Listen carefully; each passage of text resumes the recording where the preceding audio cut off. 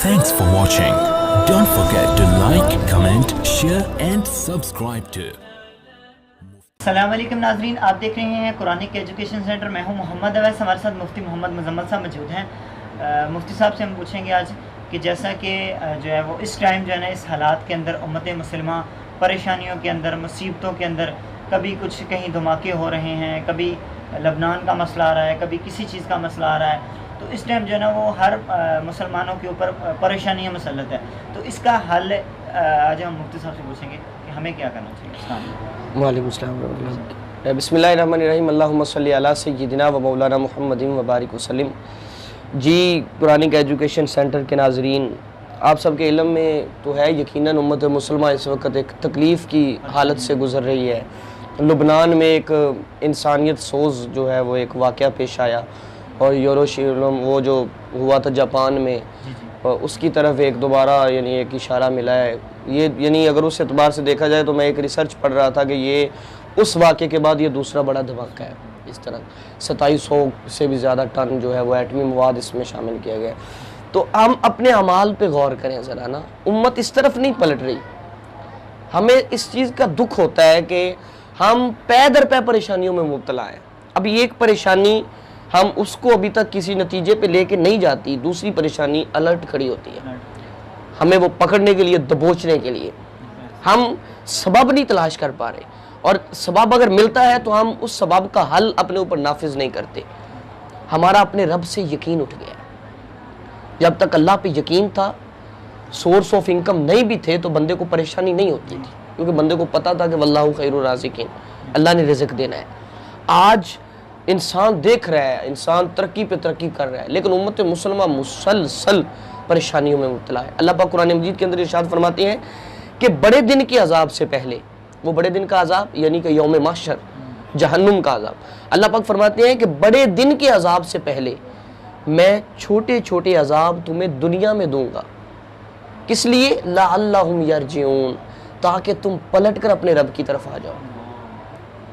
कितने खूबसूरत अंदाज से अल्लाह ने समझा दिया है कि अगर कोरोना आ रही है तो वो तुम्हें सीधे रास्ते पे लाने के लिए है, अगर जल्जला आ रहा है तो वो तुम्हें सीधे रास्ते पे लाने के लिए है, अगर सैलाब तुम्हारी मईशत और तुम्हारी फसलात का बेड़ा गर्क कर रहे हैं तो वो तुम्हें वार्न किया जा रहा है, तुम्हें अलर्ट किया जा रहा है कि पलट कर रब की तरफ आओ, तुम्हारा इख्तिताम आखिरकार मौत है।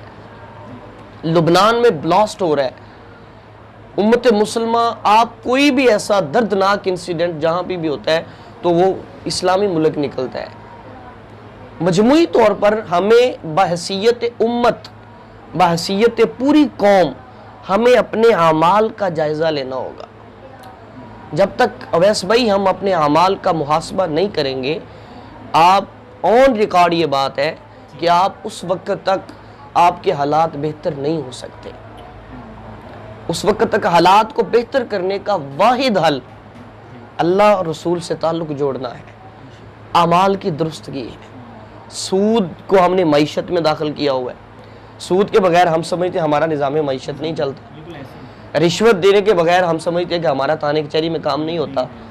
हम कारोबार में कहते हैं जब तक झूठ ना बोलें हमारा माल नहीं बिकता। हम जब तक खालिस चीज़ में मिलावट नहीं करते तब तक हमारा दूध नहीं बिकता।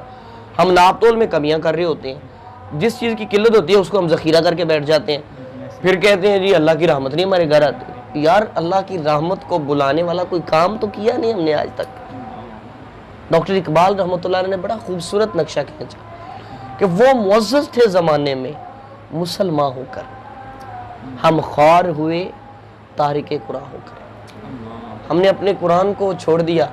हम कोई भी प्रोडक्ट बाज़ार से ख़रीदते हैं ना, परचेज़ करते हैं, तो उस प्रोडक्ट वाले डब्बे के अंदर आपको उस प्रोडक्ट को इस्तेमाल करने की एक बुक मिलती है कि इसको इस अंदाज से इस्तेमाल करोगे तो ये फ़ायदा होगा और इतनी देर चलेगी। ये अल्लाह ने इंसान को तख्लीक फरमाया तो अल्लाह ने इसको इस्तेमाल करने के लिए एक अपनी बुक अता फरमाई जिसका नाम कुरान है।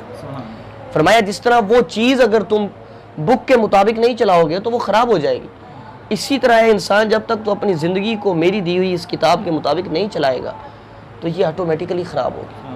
तो ये आखिरत भी बर्बाद करेगी, कब्र भी बर्बाद करेगी, दुनिया में भी ज़िल्लत उठाओगे और आखिरत में भी ज़िल्लत उठाओगे। तो वाहिद हल अल्लाह के कुरान के मुताबिक यही है कि हम अपने रब की तरफ पलट आए।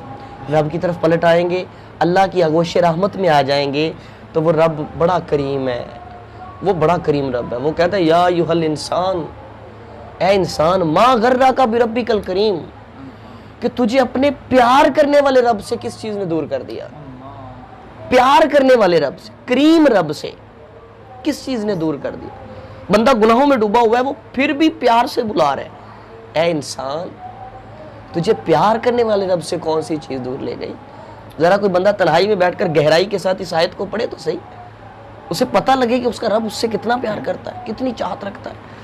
इसलिए वाहिद हल यही है, अल्लाह के हुजूर यही हल है कि हम तौबा ताइब हों, मिलकर इज्तिमाई तौबा करें, हुकूमती अहलकार भी, हमारे सरपरस्त भी करें, आवाम भी करे, अल्लाह के हुजूर तौबा ताइब हो, उम्मत मुस्लिमा अपने अंदर यूनिटी पैदा करे, इत्तेफाक इत्तेहाद पैदा करे। इंशाअल्लाह फिर वो दिन दूर नहीं होंगे कि दुनिया की तकदीर के फ़ैसले इस्लामी ममालिक के रोब और इनके इत्तेहाद और इत्तेफाक के साथ ही तय पाएंगे। इंशाअल्लाह वो दिन भी ज़रूर आएंगे। जी नाज़रीन, अगले प्रोग्राम में फिर हाज़िर होंगे, तब तक के लिए हमें इजाज़त दीजिए। अल्लाह हाफ़िज़। Thanks for watching. Don't forget to like, comment, share and subscribe to